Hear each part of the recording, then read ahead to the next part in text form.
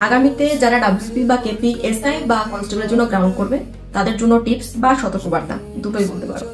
গত 11 তারিখ আমার কেপিএস এর গ্রাউন্ড ছিল অম্বিকানগরে। গ্রাউন্ডটা আমার মনে হচ্ছিল একটু বড়, কারণ আমি স্টার্টিং পয়েন্ট থেকে দেখছিলাম গ্রাউন্ড একটু লম্বা শেপের, তো ওটা ফিল হচ্ছিল দেখে। এতদিন থেকে প্র্যাকটিস করছি, তারপরেও মানে ভালোই একটা ভয় কাজ করছিল। যাই হোক, ওখানে যারা প্র্যাকটিস করে গ্রাউন্ডে সেটা হচ্ছে একটা 200 মিটারের বেশি ট্র্যাক। এবার আমাদের জন্য 200 মিটারের ট্র্যাক করা হয়েছে, ওই বরাবর কোন রেখে দেওয়া হয়েছে। গ্রাউন্ডটার সব ভালো, বাট একটু প্রবলেম যেটা গ্রাউন্ডে প্রচুর পরিমাণে ঘাস। একটা কি হচ্ছিল যে গ্রাউন্ডের যে কন্ট্যাক্ট সেটা একটু কম হচ্ছিল। তুমি গ্রাউন্ডে ভালো কন্ট্যাক্ট করবে, ফোর্স ক্রিয়েট করবে, তবেই না স্টেপটা বাড়বে। তো সেটাতে আমার প্রবলেম হচ্ছিল। আমার মনে হলো যে আমি পুরো বডির প্রেশার দিয়ে দৌড়ালাম। আমরা যখন রানিং করি তখন তো আমরা কোন বরাবর একদম গা লেগে রানিং করি যেন বেশি দৌড়াতে না হয়, বাট ওখানে ঘাসের পরিমাণ আরো বেশি। মানে তুমি ওখানে পা রাখতেই পারবে না, পা রাখতে পা কেমন ডিসব্যালেন্স হয়ে যাচ্ছিল। ওখানেই তো আমার মনে হলো 2-1 সেকেন্ড চলে গেছে। তো তারপরে কি করলাম, যে ট্র্যাক আছে সেই ট্র্যাক বরাবরই দৌড়লাম।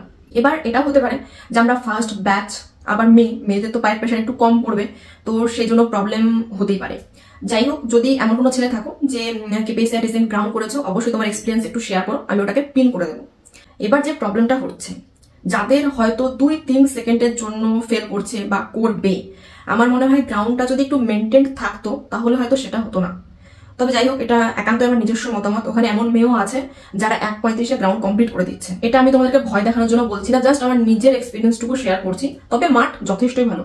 যদি কেউ ভাবে যে খালি পায়ে রানিং করবে, তবে আমার মনে হয় না যে ওখানে কোনো প্রবলেম হবে। ফার্স্টে গিয়ে একটু দেখে নেবে গ্রাউন্ডটা। যদি তোমার মনে হয় যে তুমি কমফর্টেবল পারবে, তবে নিজের কনফিডেন্স যদি না থাকে, আগে থেকে দেখা গেলো প্র্যাকটিস করোনি, ওখানে হঠাৎ করে গিয়ে খালি পায়ে মারছো, সেটা কিন্তু প্রবলেম ক্রিয়েট করবে। যাই হোক, ভয়ের কোনো কারণ নেই। আমি ছেলেদের রানিং দেখিনি, কারণ ছেলেরা যখন ঢুকলো তখনই আমাদের সমস্ত কমপ্লিট হয়ে গেল আর আমাদেরকে বের করে দিল। তারপর ওদের রানিং শুরু করেছে। যদিও মেয়ে খুব বেশি ছিল না, 50টা মতন ছিল, তবে মেয়েদের ফেল করার হার খুবই কম।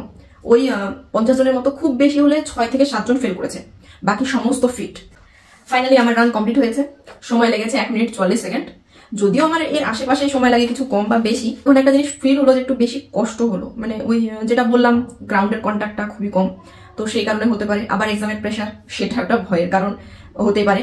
যাই হোক, কোনো ব্যাপার না, আরামসে রিল্যাক্সে রান করো, অবশ্যই হয়ে যাবে। আর সামান্য কিছুদিন আবার তো ওখানে রানিং করেছে, বি রিল্যাক্স। আর এই কদিন যতটা পারো প্র্যাকটিস করো।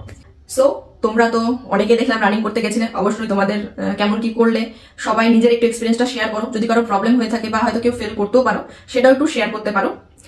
কোনো ব্যাপার নেই, কেউ তোমাকে জাজ করবে না। তো যাদের গ্রাউন্ড হয়ে গেছে অলরেডি, তো অবশ্যই তোমার টাইমটা আর তার সঙ্গে একটা লাভ ইমোজি, এটুকু তো আমি এক্সপেক্ট করতেই পারি। অবশ্যই কমেন্ট করবে।